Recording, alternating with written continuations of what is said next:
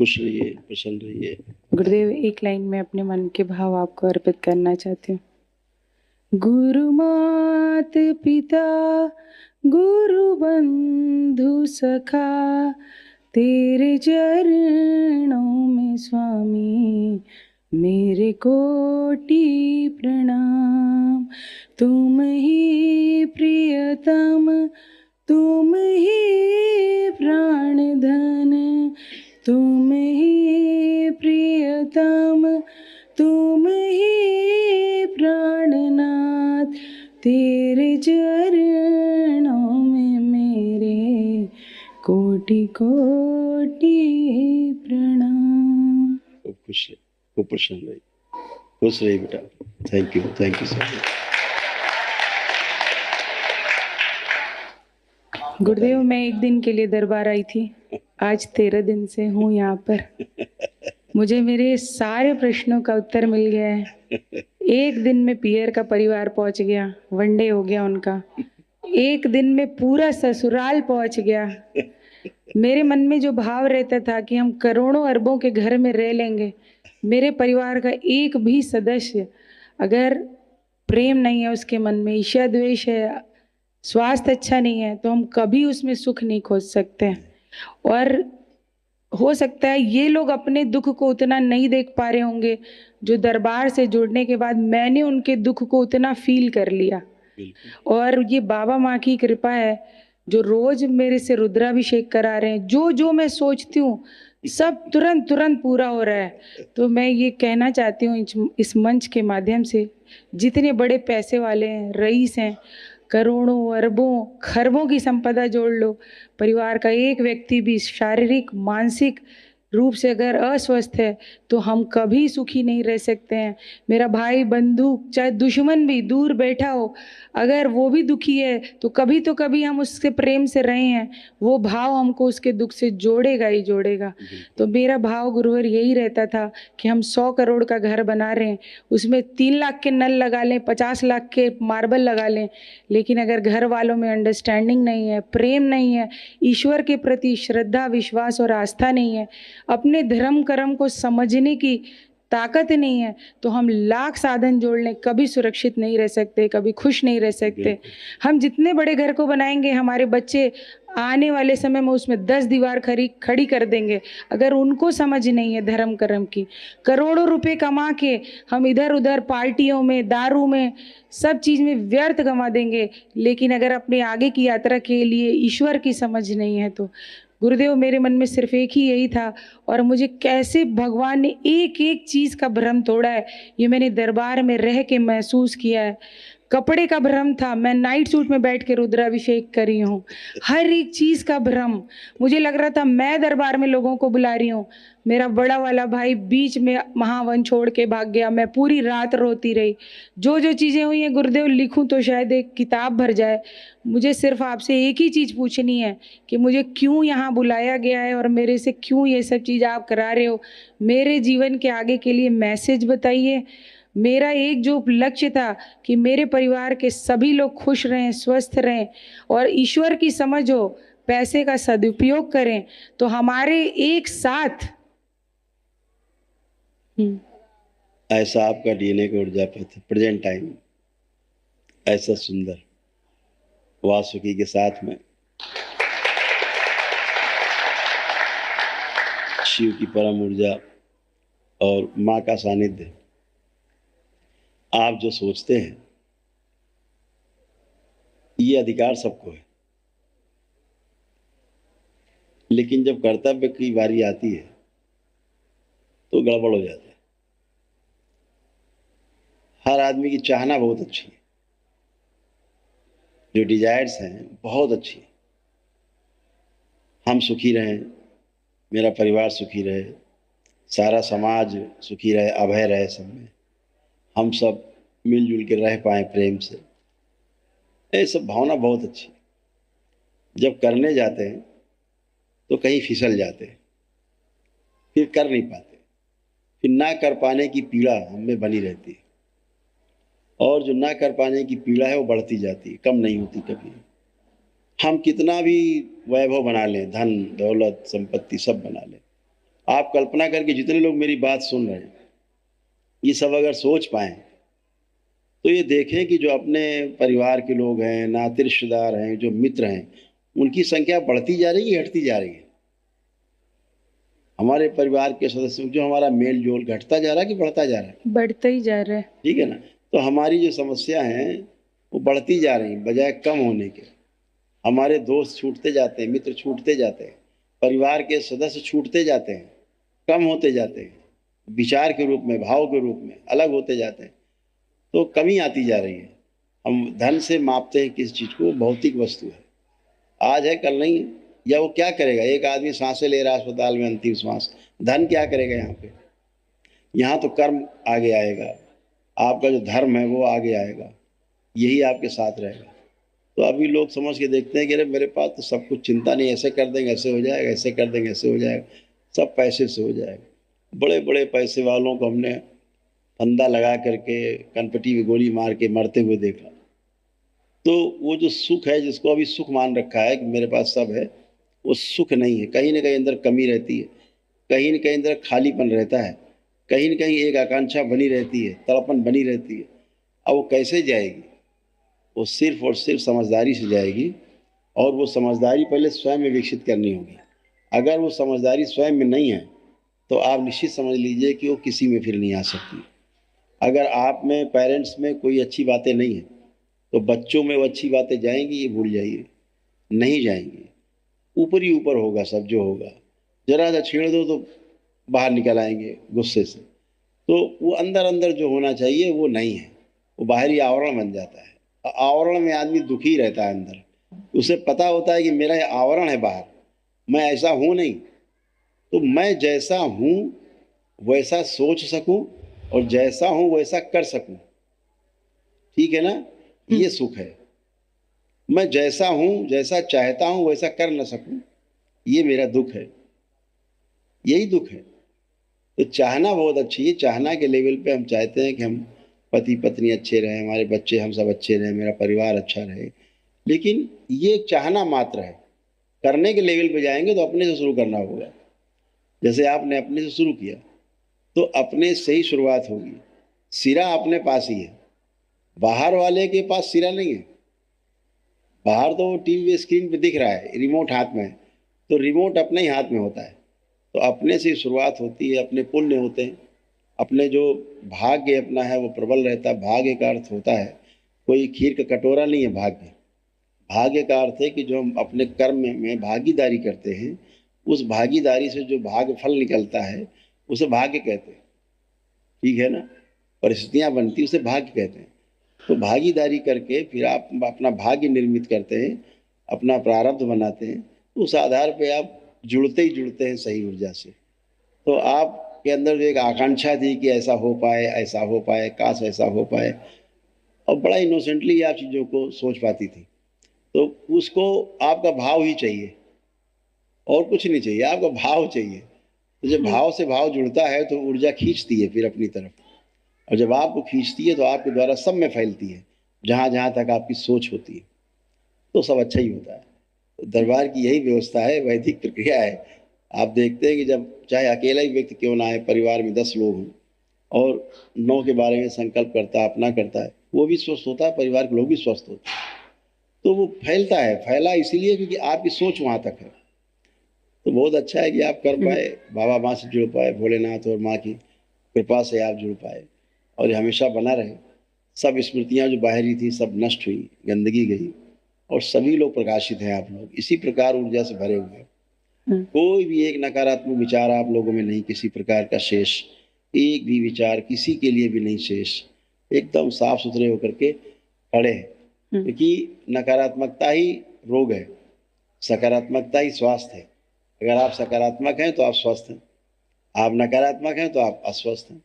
Simple, यही criteria, यही आपको पैमाना है जांचने का, कि अगर हम सकारात्मक हैं, एवरीथिंग इज पॉजिटिव, देन हम सही, हम स्वस्थ हैं।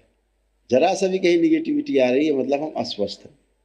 लोग बाहर देखो ना किस लेवल पे हैं, कि बाहर हजारों लोगों के बीच में रहते हैं, लाखों लोगों के बीच में रहते हैं। बहुत परिवारों को जानता हूँ, घर में जूते चल रहे हैं। आप घर में फेल हैं, आप बाहर कभी पास नहीं हो सकते, पास का मतलब संतुष्ट नहीं हो सकते। अगर आप घर में असंतुष्ट हैं, आप भाई 4 सोपान है, सुख, शांति, संतोष और आनंद, ठीक है ना। ये 4 से क्रॉस हो जाओ तो परम आनंद। तो अभी इन 4 के पहले ही वाला कॉलम जो है, सुख जो है, वही निरंतर नहीं हो पा रहा है। कभी सुख, कभी दुख, कभी दुख, कभी सुख। तो सही वो है सुख गुरुदेव। की निरंतरता नहीं हो पा रही है। सुख की निरंतरता न होना का मतलब है कि अभी हम अपने सुख को भौतिक वस्तुओं के आधार पे निरंतर करना चाह रहे हैं, वो होगा नहीं। सुख की निरंतरता आपके भाव विचार के आधार पर होगी। तो 2 चीज़ें हैं ना। अभी हमने मान लिया है कि गाड़ी होगी तो सब घर में खुशियाँ आ जाएंगी, बंगला बन जाएगा तो घर में खुशियाँ आ जाएंगी, ये हो जाएगा तो घर में खुशियाँ आ जाएंगी, इतना रुपया आ जाएगा, इतना बैंक बैलेंस हो जाएगा, इतना धन दौलत सोना चांदी आ जाएगा तो खुशियाँ आ जाएंगी। वो आती नहीं। ये सब आ जाने के बाद भी लगता है खाली है, फिर भी जूते चल रहे होते हैं। इसी कमी बात की, भौतिक वस्तुओं की कमी ना होने के बाद भी अंदर उठापटक जारी है। दिन भर 4 बार सोचती घर की महिलाएं, पंखे का सदुपयोग कर लें क्या, इससे अच्छा तो जीना बेकार है। तो ये सब जो आ रहा है, ये दिखाता है कि आप अस्वस्थ हैं, और ये नहीं आ रहा है तो मतलब आप स्वस्थ हैं। तो परिवार में पहले अपने से शुरू करना होता है। अगर हम स्वस्थ हैं तो हम एक प्रेरणा के स्रोत बनते हैं। हमारा आचरण हमारे परिवार के लोगों में फैलता है। देखते हैं परिवार के लोग कि कैसे जी रही मम्मी मेरी पत्नी कैसे जी रही है, तो प्रेरणा मिलती है। उस प्रेरणा के आधार पर उनमें भी आचरण आपका फैलता है। अगर आप उनसे इनोसेंटली बात कर पाते हैं, उनसे आप बहुत प्रेम से बात कर पाते हैं, निश्चित रूप से वो भी आपसे इनोसेंटली और प्रेम से ही बात कर पाएंगे। अगर आप क्रोध में बात करते हैं तो प्रत्युत्तर में वैसे ही जवाब आना है, ये तय है। जितना जोर से बॉल दीवार मारे उतनी तेज वापस आनी है। तो पहले अपने आचरण में आता है, फिर परिवार में फैलता ही है। जो आपके आचरण में आया परिवार में फैला। तो आप सौभाग्यशाली हैं कि आप बाबा माँ से जुड़ पाए, दरबार से जुड़ पाए, और सब नकारात्मकता बाहर है, और आपका संकल्प काफी पूरा हुआ है, बचा हुआ पूरा होगा, वो भी अच्छा होगा सब। जी गुरुदेव। खुश रहिए। गुरुदेव मैं यहाँ बैठी थी, ये राम दरबार की फोटो लगी, मुझे लग रहा है दरबार भी मेरे लिए बनाया है, ये सब चीज भी मेरे लिए हो रही है। ऐसे ही है। नवरात्र के पहले दिन मैं यहाँ सोच रही हूँ, रो रही हूँ, मैं कह रही हूँ क्यों बिठाए हो मुझे यहाँ, बताओ, मुझे समझ नहीं आ रही है।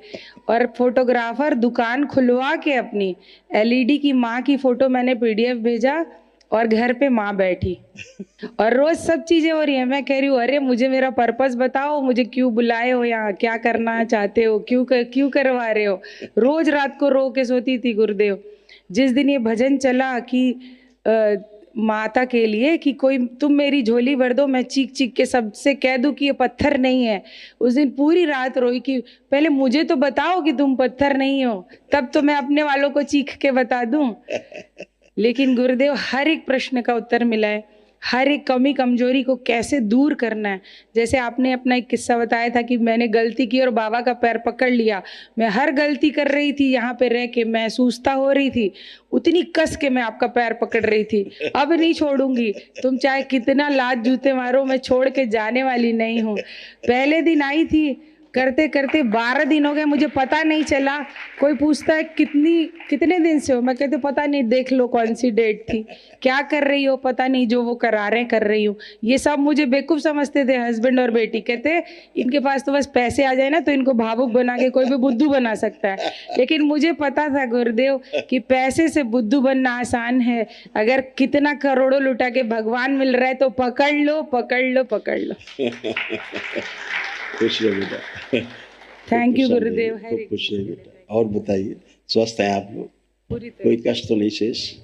गुरुदेव इनका गुटका सब गुटका मास्टर रहता है। खुश प्रणाम रहिए, गुरुदेव। खूब खुश रहिए, प्रसन्न रहिए। बताइए। पर गुरुदेव, एक मेरे पेट प्रॉपर साफ नहीं होने का, और एक झुक के बैठने की हैबिट पड़ी हुई है, और एक गुटका, मतलब जैसे लगता है कि मैं खुद मन से नहीं छोड़ रहा हूँ, कोई ऐसा नहीं है जबरदस्ती, जैसे टाइम पास के लिए जबरदस्ती खा लेता हूँ। हाँ, पर ऐसे कोई मेरे को नीड नहीं लगती, पर लगता है कुछ नहीं कर रहे हैं तो ये डाल लें, ऐसा होता है। कोई बात नहीं, नेत्र बंद करें, आंखें बंद करें। जो इन्होंने कहा, इनका संकल्प बना पूर्ण कर दिया। प्रहार चाटन नशे के लिए प्रेरित करने वाली सभी स्मृतियां नष्ट कर दीजिए। शुद्धि। चित्त में जितनी नकारात्मक रोगी स्मृतियां नष्ट। शुद्धि। 3 बार बोलिए ओम नमः शिवाय। ओम नमः शिवाय, ओम नमः शिवाय, ओम नमः शिवाय। शुद्धि। प्रहार।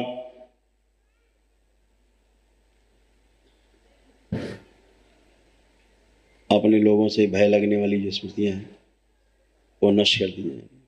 प्रहार। सर्वाइकल पेन और एंकलॉजिंग स्पॉन्डिलाइटिस की स्मृतियां नष्ट कर दी जाए। आकलन जकलन छाती में पीठ में सब नष्ट की जाए। प्रहार। शुद्धि।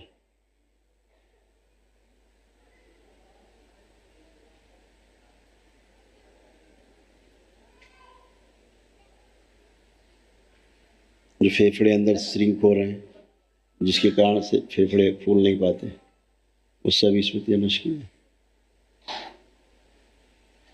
प्रहार। शुद्ध कर दी जाए। ऑक्सीजन की मात्रा बढ़ाई जाए रक्त में, सक्रिय कर। 3 बार बोलिए ओम नमः शिवाय। ओम नमः शिवाय, ओम नमः शिवाय, ओम नमः शिवाय। नेत्र खोलिए, अपना बंधन कीजिए। आप उठ बैठ के चेक करिए अपने आप को। ऐसे।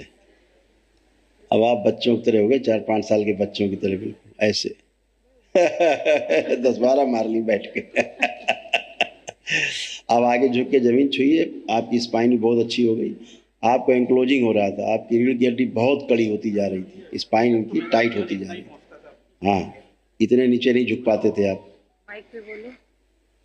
गुरुजी पहले तो मैं केवल ये हाँ, घुटने तक यहीं ही तक पहुंच जाते पाता थे था। क्योंकि एंक्लोजिंग हो रहा था आपको। रीढ़ की हड्डी आपकी ना अकड़ती जा रही थी। आपकी रीढ़ की हड्डी मतलब अकड़न हो रही थी। रूटिंग ऑफिस चेयर पर बैठने पर भी ऐसे बैठने की आदत पड़ गई थी। हाँ, अब आप बैठिए। अब आप बैठिए जमीन में।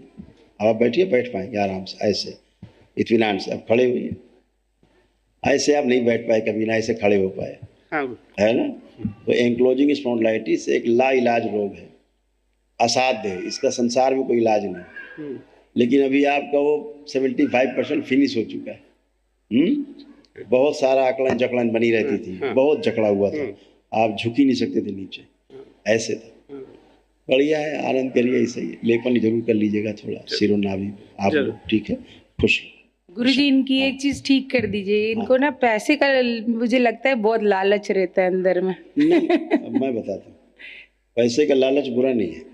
हाँ, मतलब कुछ करने पैसा को बोलो, कमाना- पूजा पाठ तो नहीं, अभी नहीं, बाद में, तुमको ये सब फालतू रहता ये है। बात है कि इनके अंदर सुविधाओं के प्रति ही केवल लालसा हाँ, थी बस वही। कि सुविधा आ जाए तो सब ठीक हो जाएगा, पैसा आ जाए तो सब ठीक हो जाएगा। चलिए पैसा के पास खूब आ जाए, ये लोग आपसे बात ना करें ऐसा पैसा गुरुजी कोई काम का नहीं। तो फिर गड़बड़ हो गया गुरुजी ना। 4 भाइयों का परिवार है, 15-16 जने का, है ना? सबसे छोटा हूँ। हाँ। पर पूरी कमान मेरे हाथ में है, इसलिए सब चीजों के एंगल से सोचता हूँ। हाँ, इसलिए इनको वो ऐसा आपका लगता है। सोचना ठीक है, लेकिन हाँ।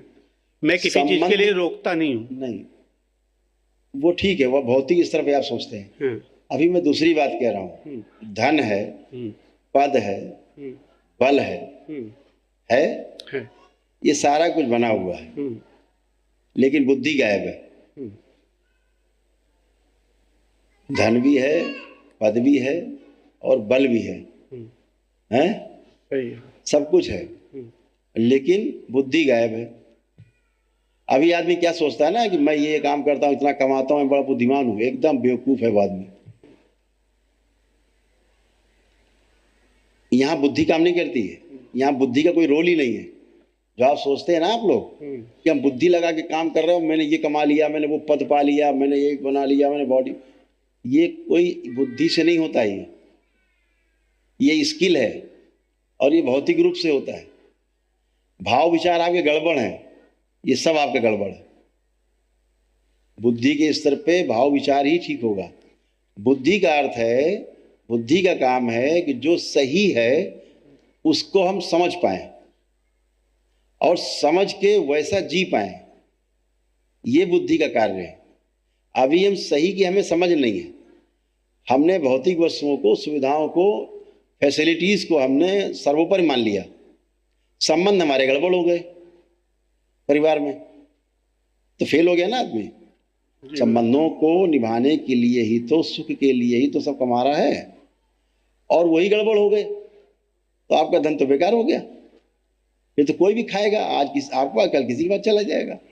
संबंध ही गड़बड़ हो गए आपके। तो संबंध के लेवल पे धन भी चाहिए हमें संबंध भी हमारे अच्छे चाहिए। और ये दोनों तब हो पाएंगे संतुलन में जब हमारे अंदर समझदारी होगी, हमारे अंदर समाधान स्वयं के लिए होगा। हम स्वयं को ठीक से जान पाएंगे तो ही हम दूसरे को ठीक से जान पाएंगे। अभी हम अपने को ही नहीं जाने हैं। ये जान लिया कि पैसा होगा तो सब सुखी रहेंगे, सब रहेगा, सब सामान, सब टनाटन रहेंगे। ऐसा होता नहीं। आप भले ही जो कमाते हैं 10% कमाएं, 90 ना कमाएं, तब भी परिवार आपका सुखी रहेगा। इनके साथ अगर समय व्यतीत करेंगे, आप बैठेंगे, सुख दुख में एक दूसरे से बात करेंगे, तो 4 रोटी की जगह 1 रोटी में ही काम चल जाएगा। लेकिन 100 रोटियां आपके पास हैं और संबंध नहीं है तो काम नहीं चलेगा आपका। तो इसलिए संतुलन चाहिए सब चीज़ का। मैंने नहीं कहता कि धन नहीं चाहिए, धन खूब चाहिए, लेकिन धन का सदुपयोग हो, और उस धन का सदुपयोग बुद्धि से होगा। कैसे सदुपयोग होगा? जैसे मैं चाहता हूँ लोगों की रिक्वायर है वैसा मैं पूरा कर सकूँ, वो बुद्धि का काम है। बुद्धि का काम है धर्म की पहचान करना। धर्म क्या है? व्यवस्था। व्यवस्था हमें पता नहीं, तो जो मर्जी सामने आ रहा है वैसे ही जी रहे हैं। ऐसा जीना सुखकारी नहीं है। कभी सुख कभी दुख के झूले में झूलते रहते हैं। निरंतर जो सुख की जो निरंतरता है वो हर व्यक्ति चाहता है। मैं परमानेंट सुखी रहूं, ये हर व्यक्ति की चाहना है। Continuity happiness, continue. कोई नहीं चाहता मैं आज 4 दिन सुखी रहूं फिर एक दिन दुखी हो जाऊं। ऐसा तो कोई नहीं चाहता। एक क्षण दुखी नहीं होना चाहता है कोई व्यक्ति। लेकिन ना समझ पाने के कारण अभी जो धर्म है ना, अभी धर्म क्या है? हवन कर लिया, पूजा पाठ कर लिया, दान कर दिया, ये कर दिया, वो कर दिया, मदद कर दी, इसकी कर दी, उसकी कर दी। इसको लोगों ने धर्म समझ रखा है। पूजा पाठ, अनुष्ठान, तमाम मंदिर दर्शन, ये दर्शन, वो दर्शन, ये धर्म नहीं है। ये धर्म बिल्कुल नहीं है। मेरी बात सुनने वालों को समझ में नहीं आएगी, लेकिन जो समझना चाहेंगे उनकी समझ में आएगी। ये धर्म तक पहुंचने के रास्ते हैं, ये धर्म नहीं है। मानव धर्म है सुखी रहना। क्या है? सुखी रहना। सुखी रहना। वो चाहता है, मानव धर्म क्या है? समृद्ध रहना। तो स्वयं में सुख हो, परिवार में समृद्धि हो। ऐसे परिवार जब छोटे छोटे बन करके इकट्ठे हो जाए उसे समाज कहते हैं। ऐसे परिवार जब इकट्ठे होंगे तो समाज में अभय आएगा, तो समाज में अभय भी हो। ऐसी हमारी सोच है, ऐसी सोच है। और ऐसा जब जी पाएंगे तो हम सबके साथ एक दूसरे की पूरकता के रूप में जी पाएंगे। वो जो पूरकता है वो तन मन धन की पूरकता ही नहीं है केवल, वो हमारी जो मानसिक तृप्ति है उसकी पूरकता की हम बात कर रहे हैं। एक दूसरे को समझ पाएं, उस समझ के आधार पे उभय पक्षी सुख मिले हम दोनों को, सामने वाले को भी सुख मिले और हमें भी सुख मिल रहा है। ऐसा नहीं कि हम दुखी होकर के दूसरे को सुखी करना चाह रहे हैं, ये सुख नहीं है।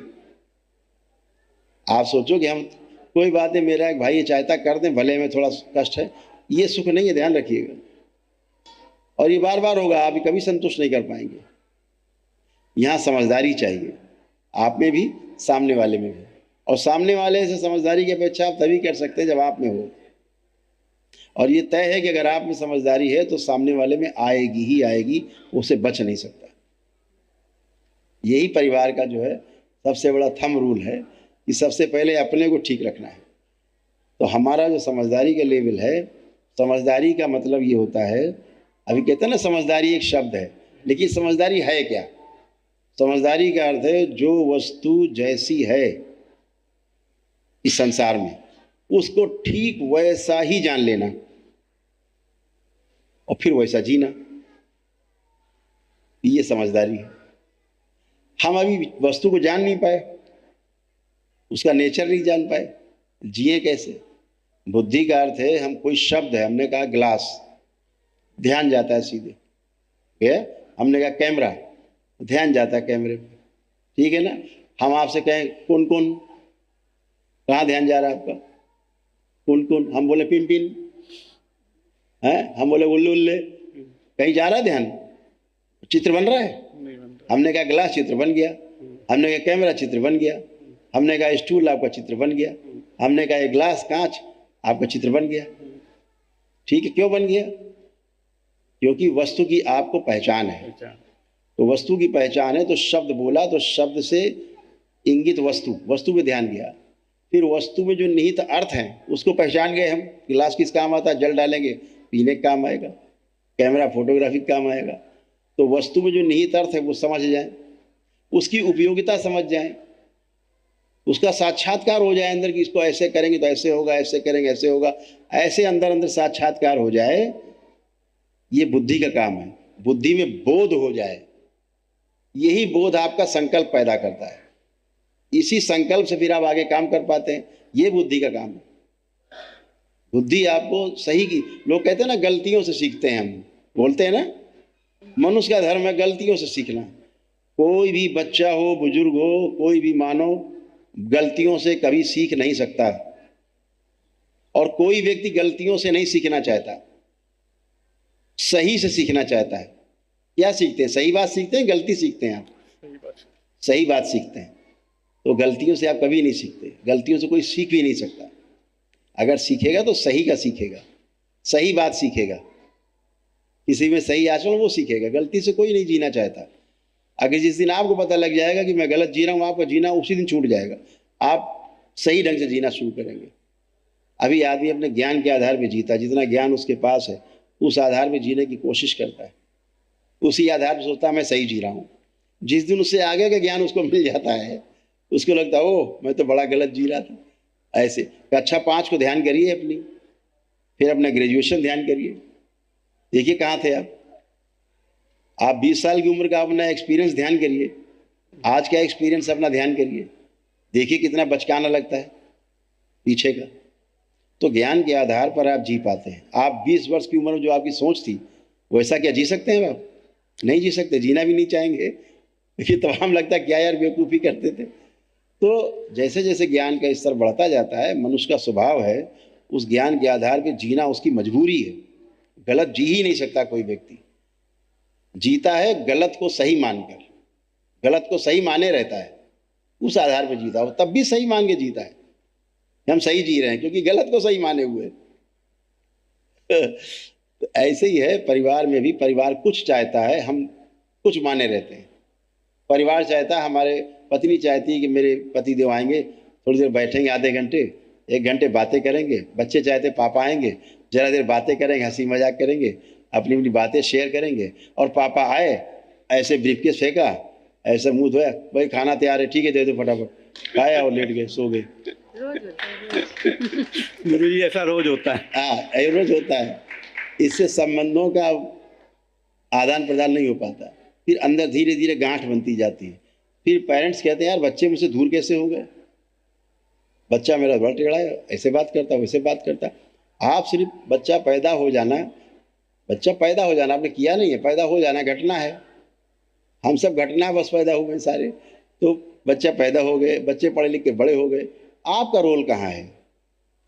माँ का रोल, बोलते हैं ना कि माँ का रोल होता है ममता का, मतलब केयर, और पिता का रोल होता है वात्सल्य का, मतलब गाइडेंस। अगर आपकी गाइडेंस और माँ का केयर नहीं मिला बच्चे को, तो बच्चा आपसे कहाँ से जुड़ेगा? शरीर के रूप में जो केयर कर पाए वो माँ करती है, विचारों के रूप में जो केयर कर पाए, खान पान की आपूर्ति कर पाए, पढ़ाई लिखाई की आपूर्ति कर पाए, है ना, वो पिता करता है। ये दोनों चाहिए बच्चे को। हम सोचते हैं आया देखेगी, माँ सोचती चलो आया देखेगी बच्चे को, चलो भाई दूध पिला देना है, खिला देना, सुला देना। वो भी आप उसको आया करो, आपको गया कर देगी, काम खत्म। संबंधों का आदान प्रदान एक दूसरे के साथ जी के होता है ना। तो हम जो भी कुछ करते हैं अगर अपने परिवार के साथ शेयर करते हैं बैठ के, उसका मज़ा ही अलग है, उसका आनंद ही अलग है। तो हम ऐसा कर नहीं पाते। क्यों नहीं कर पाते? क्योंकि हमने अभी गलत को सही माना हुआ है। हमने माना हुआ है कि धन आएगा तो पत्नी को ये फेंकेंगे 4 गड्डी, और बच्चों का सब पूरा हो जाएगा, पत्नी का सब पूरा हो जाएगा, हार बनवा देंगे और ये बनवा देंगे, वो दे देंगे, बच्चे कहीं कार दिला देंगे, वहाँ एडमिशन करा देंगे, और डॉक्टर बना देंगे, इंजीनियर बना देंगे। तो आप बच्चे को डॉक्टर और इंजीनियर तो बना सकते हैं, लेकिन अपना पुत्र नहीं बना सकते। वो भाव नहीं आएगा उसमें। डॉक्टर अच्छा बन जाएगा, इंजीनियर बन जाएगा अच्छा, उससे क्या होगा?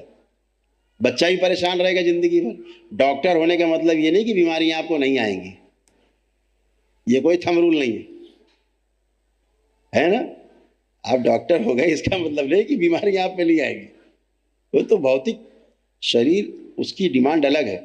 इस शरीर को जो चलाता है, इसके पीछे जो जीवन है, उसकी डिमांड कुछ और है। उसकी डिमांड अनलिमिटेड है जो शरीर को चला रहा है, और जो शरीर है इसकी डिमांड लिमिटेड है। अभी आप भोजन करने बैठेंगे, आप कितना खा सकते हैं? 1 थाली, 2 थाली, 3 थाली, कितना खा जाएंगे? कहीं तो एनफ होगा। अरे भैया बस, अच्छा एक रसगुल्ला खा लीजिए, अच्छा खा लिया, फिर एक आ जाए, अरे एक और खा लीजिए, अरे भाई मेरा पेट भर गया, अरे आप खा लीजिए, तीसरा आ जाए, आप फेंक देंगे थाली वाली। भैया ले जाओ यार, ये मारोगे क्या जान से? शरीर की लिमिट है। लेकिन कोई आपके पैर छू रहा है सुबह शाम, लाइन लगी रहे सुबह से लेकर रात तक, सोने से जागने तक, जागने से सोने तक, पैर छूते रहे लोग, दंडवत करते रहे, आप नहीं थकेंगे? हाँ बहुत अच्छा है, महामंडलेश्वर बन गए, छूते रहिए पैर। क्योंकि जो जीवन है वो अनलिमिटेड है, उसकी जो प्यास है वो अनलिमिटेड है। सम्मान उसको चाहिए, सम्मान अनलिमिटेड चाहिए, देते रहो। सोते में पैर छूते रहे लोग, ये भी भावना है, तो वो अनलिमिटेड है। तो उस अनलिमिटेड के साथ ये लिमिटेड जब जुड़ा रहता है, तो यहाँ भी अनलिमिटेड का प्रभाव आने लगता है कि इतनी संपत्ति चाहिए, कितनी चाहिए, अनलिमिटेड हो जाए। अरे भाई, उसका अनलिमिटेड से कोई लेना देना नहीं है। ये भिखारीपन है, ये भिखारीपन है। और की डिमांड बनी रहे, सब कुछ होने के बाद भी और चाहिए, भी और चाहिए, अभी और चाहिए, अभी और चाहिए, ये भिखारीपन है। ये समृद्धि नहीं है, ये प्रॉस्पेरिटी नहीं है। प्रॉस्पेरिटी का अर्थ होता है कि जो मुझे चाहिए मैं पीछे देख लूं अपने, कि मेरे पास मेरी आवश्यकता से अधिक है, ऐसा भाव आ जाना, ये प्रॉस्पेरिटी है। उसके बाद कुछ भी आप कमा रहे हैं उससे कोई दिक्कत नहीं, आने दो, लेकिन एक भाव के रूप में आपके अंदर तुष्टि रहनी चाहिए, संतुष्टि रहनी चाहिए कि मेरे पास मेरी आवश्यकता से अधिक है। कभी आपको तनाव नहीं आएगा, चाहे कितना नुकसान पीछे हो जाए, अरे कोई बात नहीं, हो गया नुकसान, अब भी मेरे पास मेरी आवश्यकता से बहुत अधिक है। करोड़ों भरा हुआ है, 100 करोड़ भरा हुआ है, 1 करोड़ नुकसान हो गया, फांसी लगा ली, अरे भैया बड़ा नुकसान हो गया, रोते घूम रहे। अरे भाई 99 करोड़ भरा पड़ा है, भी आपकी आवश्यकता से अधिक है, उधर ध्यान ही नहीं जा रहा है। तो वर्तमान में है ही नहीं, भूतकाल में जी रहे हैं, भविष्य की चिंता में जी रहे हैं, वर्तमान से विरोध बना हुआ है। वर्तमान से विरोध करके हम नहीं जी सकते। इसलिए दरबार यही करता है कि आपका भूतकाल का द्वार बंद करता है, भविष्य की चिंता का द्वार बंद करता है, और वर्तमान में लाता है। इसीलिए बार बार सबसे कहता हूँ मैं कि वर्तमान में रहो, वर्तमान में देखो। अगर आप वर्तमान में नहीं रह सकते तो ये आपका अस्वास्थ्य है, ये स्वास्थ्य नहीं है। तो ऐसे ही है कि हम जीने के लेवल में मानव सुख धर्मी है, सुख चाहता है। सुख है क्या उसका पता नहीं, मानव का लक्ष्य क्या है पता नहीं, हम क्यों पैदा हुए, हम क्या चाहते हैं पता नहीं। बस गाड़ी बंगला घर ये वो हो जाए, उससे संतुष्टि होती नहीं। उससे हो जाए तो आदमी और की मांगने की प्रयास ना करे, और की डिमांड नहीं होनी चाहिए, फिर भी डिमांड बनी रहती है।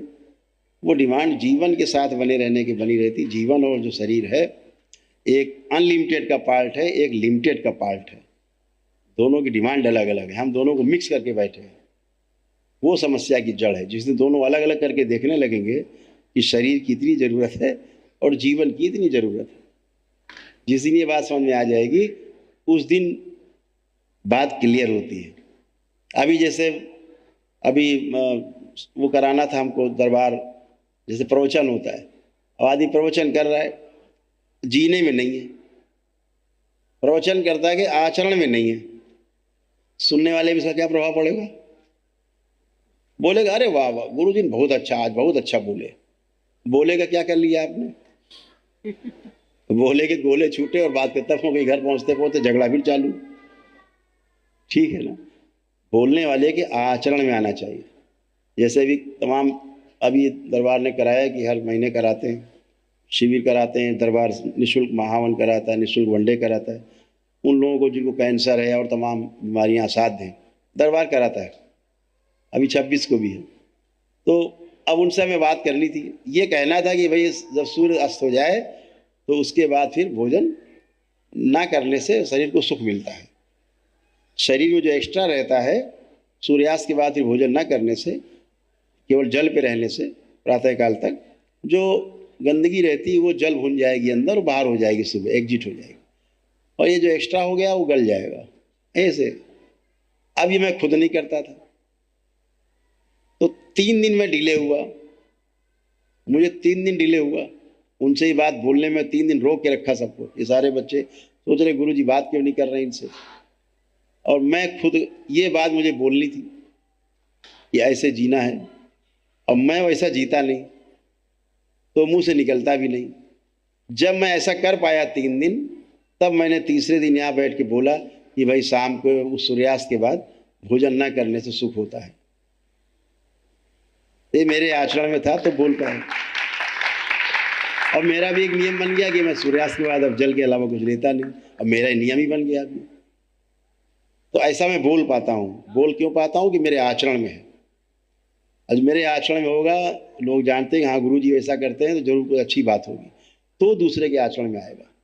अब गुरु जी बैठ के व्यंजन उड़ा रहे हैं शाम को, 56 प्रकार के व्यंजन खा रहे हैं, आपको कह रहे हैं भाई उपवास करो, ऐसे नहीं चलेगा। तो जीने के रूप में जब हम जाते हैं तो हमारे आचरण में ही जो है बच्चों में वही ट्रांसफ़र होता है। हम लोग जब वर्कशॉप लेते थे, बच्चों की IIT वगैरह में जाते थे, चारों सेमेस्टर में कहीं न कहीं जाना होता था, बच्चे तमाम सुसाइड करते थे, तो उनमें जाते थे, वर्कशॉप करते थे हम लोग एक सप्ताह की। लास्ट डे इवेलुएशन होता था। इवेलुएशन वाले दिन जो है पेरेंट्स को भी बुलाया जाता था कि आप लोग भी आओ। ज़्यादातर बच्चे IITian होते थे। अब उस हमारे जो गुरु भाई लोग होते थे सब बैठते थे, तो उनसे पूछा जाता था पेरेंट्स से, अपने बच्चे को कैसा बनाना चाहते हो? लिखते थे, बच्चा सदाचारी बने, दानी हो, ये हो, वो हो, धार्मिक हो, माता पिता की सेवा करे, परिवार का ये करे, वो करे, दुनिया भर का उसमें पूरे 2 बोर्ड भर जाते थे। जो कुछ बोलता जाता था उसको लिखा जाता था बोर्ड पे। अगर आप वो बोर्ड पढ़ लें तो ऐसा लगेगा हर आदमी अपने बच्चे को भगवान बुद्ध बनाना चाहता है। तो वो कहते थे वो तो बहुत अच्छी बात है, बनाना चाहते हो, तो ऐसे ही चाहते हो? हाँ। तो हम लोग पूछते थे क्या ये आप में है? जो आप बच्चे से चाहते हो ये क्या आपके अंदर है? तो कहाँ मिसिंग है? पिछली पीढ़ी में मिसिंग है। आप में नहीं था ये, इसलिए आपकी डिमांड बनी हुई है। आप में नहीं था इसलिए बच्चों में आपको दिख रहा है खालीपन, और इसीलिए बच्चों में आया नहीं क्योंकि आप में नहीं था। अगर ये आपके आचरण में होता तो बच्चों के आचरण में अपने आप ही ट्रांसफर हो जाता। आप जैसा खाते हैं बच्चा वैसा खाने पीने लग गए, आपने सिखा दिया। आप जैसा पीते हैं बच्चा वैसा पीने लग गए। बच्चा आप जैसा व्यवहार करते हैं बच्चा वैसे व्यवहार करने लग गया। यही तो हुआ ना, बाकी आप में था नहीं तो नहीं आया। अब इसके लिए तो बच्चा दोषी है कि पिछली पीढ़ी दोषी है? तो उसके पीछे की पीढ़ी दोषी है। ये जो नई जनरेशन है ये दोषी नहीं है। ये तो जानना चाहती है, समझना चाहती है, सीखना चाहती है। हमारे अंदर है ही नहीं क्वालिटी। मेरे आचरण में नहीं, जीऊँ कैसे मैं? मेरे में समझदारी नहीं, बच्चे पे कहाँ से चली जाएगी? तो बच्चे कहाँ से सीखेंगे? गूगल से, टेलीविज़न से, अपना मोबाइल है उससे सीखेंगे। अब बच्चे माता पिता से और किसी महापुरुष से नहीं पूछते, गूगल चाचा में डालते हैं प्रश्न। गूगल चाचा जरा बताना ये कैसे बनेगा पास्ता? गाय चाचा ने बता दिया। अब वो ऐसा जी रहे। अब वो स्वाद देख रहा है, गूगल स्वास्थ्य नहीं देख रहा है, क्योंकि आपका भाव नहीं जुड़ा उससे। तो भोजन हो तो हम स्वास्थ्य के लिए भोजन करते हैं कि स्वाद के लिए करते हैं? स्वादिष्ट भी हो और स्वास्थ्य के लिए भी हो, ऐसा हो। यानी हमारा भौतिक स्तर भी अच्छा हो और हमारा मानसिक स्तर भी अच्छा हो, दोनों अच्छा हो। मेरे पास धन मेरी आवश्यकता से अधिक हो तो उसका हम सदुपयोग कर पाएँ, ऐसी बुद्धि हमारी हो।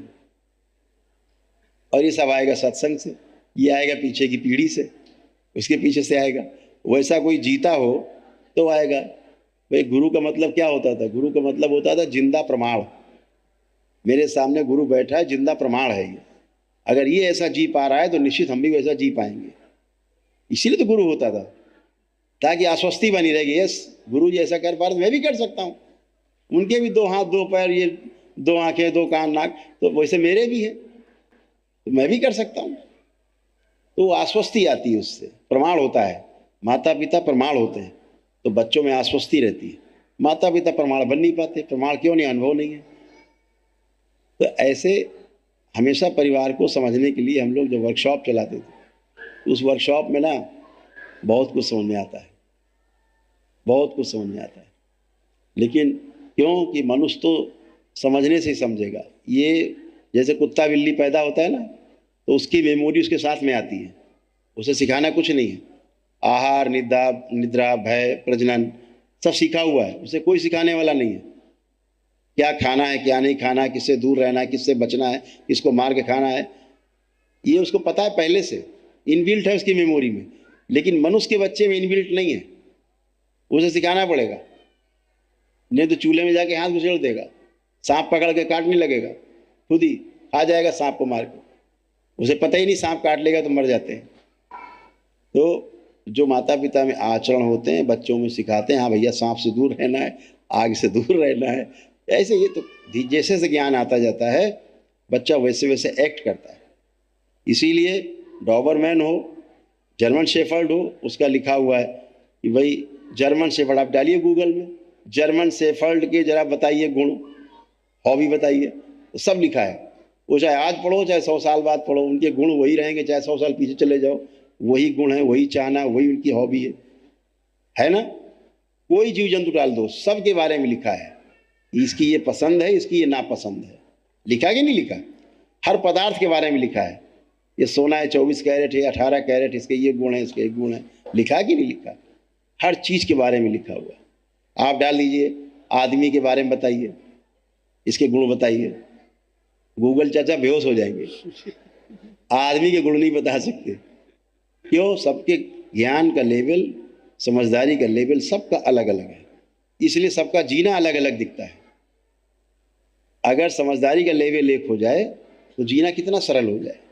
लेकिन अभी क्या सोच है, पहले मेरे परिवार वाले ठीक हो जाए तब तो हम जी पाएंगे सही से। और जब परिवार ठीक हो जाए, समाज नहीं ठीक है, समाज पहले मेरे अनुसार बन जाए फिर मैं जी पाऊंगा सही से। ऐसे नहीं होता, बात अपने से शुरू होती है। हम ठीक सब ठीक, हम गड़बड़ सब गड़बड़, यही व्यवस्था है। इसी व्यवस्था को समझ लिया जाए, तो व्यवस्था को समझ लिया जाए, समझ के वैसा जिया जाए, यही सुख की निरंतरता का सूत्र है, और दूसरा कोई रास्ता नहीं। और संसार में परिवार से बढ़ करके इस संसार में आपका भला चाहने वाला कोई भी नहीं है ही नहीं संसार में, ना है ना होगा। जो आपका परिवार आपकी भलाई चाहता है, आपकी पत्नी आपका भला चाहेगी, आप पत्नी का चाहेंगे, बच्चे आपका चाहेंगे, आप बच्चों का भला चाहेंगे, इससे ज़्यादा भला कोई नहीं चाह सकता। बहुत भ्रांति है। लोग अभी हम आपसे पूछे कि खून का रिश्ता बड़ा होता है कि दूर का रिश्ता बड़ा होता है, क्या उत्तर है? जो खून का रिश्ता है वो ज़्यादा मजबूत होता है कि दूर का रिश्ता मजबूत होता है? खून का रिश्ता मजबूत होता है। अभी ऐसी भ्रांति है, आप पति पत्नी हैं, आप खून का रिश्ता है, इनके माता पिता अलग हैं, आपके माता पिता अलग हैं, लेकिन पति पत्नी का रिश्ता कितना प्रगाढ़ है। ये खून का रिश्ता है, ये दूर का रिश्ता है ना। एक मित्र होता है, एक मित्र कितना मजबूत होता है, कोई नहीं करेगा, मित्र आपके लिए कर जाएगा। वो दूर का रिश्ता है कि खून का रिश्ता है? दूर का रिश्ता है, खून का नहीं है। बड़ी भ्रांति है। गुरु शिष्य का रिश्ता होता है, कहीं खून का रिश्ता नहीं है। लेकिन क्या समाज में मान बैठे हैं, खून का रिश्ता बड़ा मजबूत होता है। भाई हमारा उनका तो खून का रिश्ता है। ये बातें कुछ हैं, शब्द हमने कुछ पकड़ रखे हैं, समझदारी में कुछ और घुसेड़ रखा है, जीने में उल्टा सीधा है, तो दुखी मिलेगा। हम आपसे दिन भर डिस्कस कर सकते हैं, 10-15 दिन डिस्कस ही कर सकते हैं इस तरह से, जहां आपके भ्रम तोड़ सकते हैं। इस मन में मान कुछ रखा है कुछ। तो इसलिए समझदारी से ही जो है परिवार चलता है, और समझदारी से ही स्वयं का विकास होता है और समाज का विकास होता है। तो धन भी चाहिए और सारी फैसिलिटीज चाहिए, लेकिन संबंध भी हमारे मजबूत चाहिए। परिवार हमारा सर्वोपरि है, जहां हम संबंधों को जीना सीखते हैं। तो बहुत अच्छा है आप लोग दरबार से जुड़ पाए और बाबा माँ की शरण में आ पाए। आपका कल्याण हो सकता, मंगल हो, खुश रहिए। अच्छा,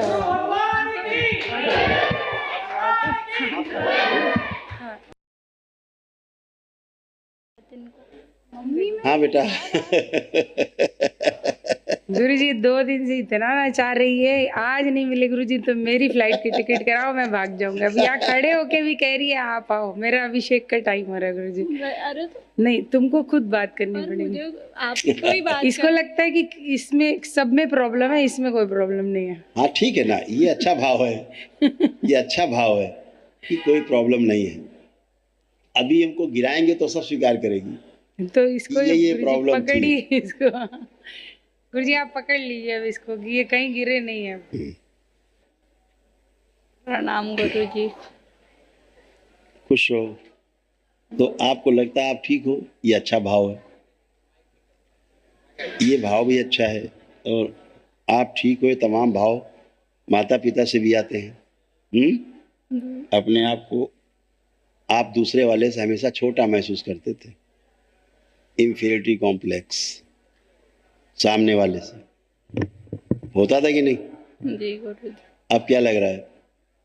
देखिए चारों तरफ, अपने को लग रहा है आप छोटे हो सबसे? ऐसी हीन भावना कुछ है? नहीं हैं? नहीं। मम्मी पापा से बिना वजह झगड़ा करना, कोई वजह नहीं, फिर भी झगड़ा करना, जब गुस्सा आना तो बहुत आना, एकदम पैनिक अटैक, या तो नहीं आना, फिर आना तो बहुत आना है। गुरुजी। तो ये सब जितनी चीजें थी, अपने चेहरे से संतुष्टि नहीं होना, अच्छा नहीं लगना चेहरा अपना ही शीशे में, हाँ जी गुरुजी। ऐसा फील होता था। सोशल एंजाइटी थी, लोगों के बीच बैठ के घुल मिल नहीं सकते थे आप, जी। ये सोशल एंजाइटी थी, है ना? तो ये भी आपकी नष्ट हो गई। अपने कष्टों को दूसरे से नहीं बोल पाना, अपनी बात को मम्मी पापा से भी शेयर नहीं कर पाना, अपने कष्टों को, ऐसा होता था नहीं होता था? सभी से भय लगना, है ना? जी। तो ऐसे तमाम स्मृतियाँ थी, चिड़चिड़ापन बना रहना, और आपको लगता था कि मम्मी पापा हमारी बात को समझते नहीं हैं, है ना? हम जो समझाना चाह रहे हैं इनकी समझ में नहीं आता है, क्रोध आता था इसी बातों से, आँखों में जलन होना, खुजली होना, पेट में नाभि के नीचे पेन आना, दर्द आना होता था, ऐसे सब ये सब होता था। भोजन से अरुचि हो जाती थी, भोजन ठीक है आया, थोड़ा खाया छोड़ दिया, नहीं इच्छा होती, मन कर रहा, भूख लग रही लेकिन नहीं खाना, ऐसे अरुचि बन रही थी आपको, ठीक है? बाहर की चीज़ें पसंद थी, जी गुरुजी। बाहर का पिज्ज़ा बर्गर ये वो, इसका बहुत आपको शौक, लेकिन घर का नहीं खाना, पेट में जलन बनी रहना, ऐसे तमाम चीज़ें गिना सकते हैं जो आप में तमाम चीज़ें थी जो अब शेष नहीं है। लगता कुछ है? जी गुरुजी। नहीं है। जैसे आप माने बैठे थे कि हमें तो कुछ है ही नहीं, तो ऐसे मानने से जीवन चलता नहीं है। मानी हुई चीज़ को अगर जान लिया जाए तो भ्रम दूर हो जाता है, और ये मनुष्य का स्वभाव है, हर मानी हुई चीज़ को जानना चाहता है, नहीं जान पाता, ये उसकी सफलता नहीं मिलती उसको, इतनी बात है। गुरु नहीं मिलता, गुरु का मतलब जो मास्टर है, जो उसको जानता है, अगर वो मिल जाए तो आप भी जान जाओगे।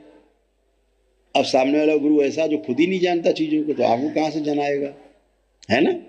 तो माता पिता में जो आता है वो आप में आएगा ही आएगा, जो आप संपर्क आपके रहते हैं संगति से, वो आप में आएगी आएगी। तो अब ये सब गंदगी गई, सब नष्ट हुई, और तमाम चीज़ें जो हम शेयर नहीं करेंगे आपसे, सब चीज़ें नष्ट हुई हैं, ठीक है ना? बहुत चीज़ें जो हम शेयर नहीं करना चाहेंगे। आंखें बंद करो आप। ओम।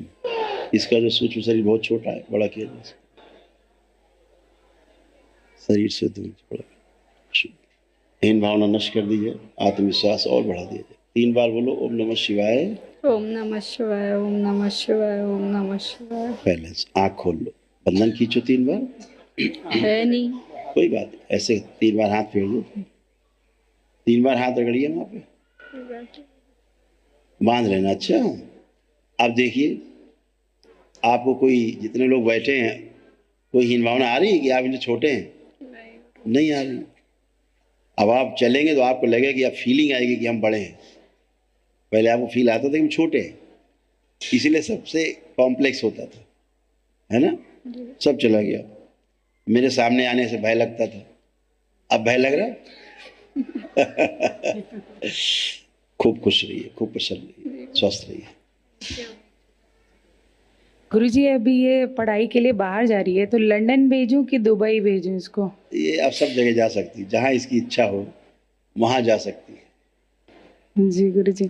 और अमित की गुरुजी मुझे ऐसा अब ये लगता है हैंडल कर लेगी सब। कर लेगी ना गुरुजी। अमित को देख के मुझे ऐसा लगता है कि ना तो ये मेरी बात ठीक से सुनते हैं, ना समझते हैं, ना समझ के उत्तर देते हैं। ऐसा ही था, मैं कहती हूँ क्या बरबर करते हो, मुंह में समझ ही नहीं आती है, ठीक वो से बताओ। पहले ऐसा ही था, अब ऐसा नहीं है। थैंक यू गुरुदेव, सारे प्रश्नों का उत्तर देने के लिए थैंक यू, 100% विशेष पूरी करने के लिए थैंक यू, खुश रहो। करोड़ बार, खूब खुश। अरबों अरबों बार प्रणाम। थैंक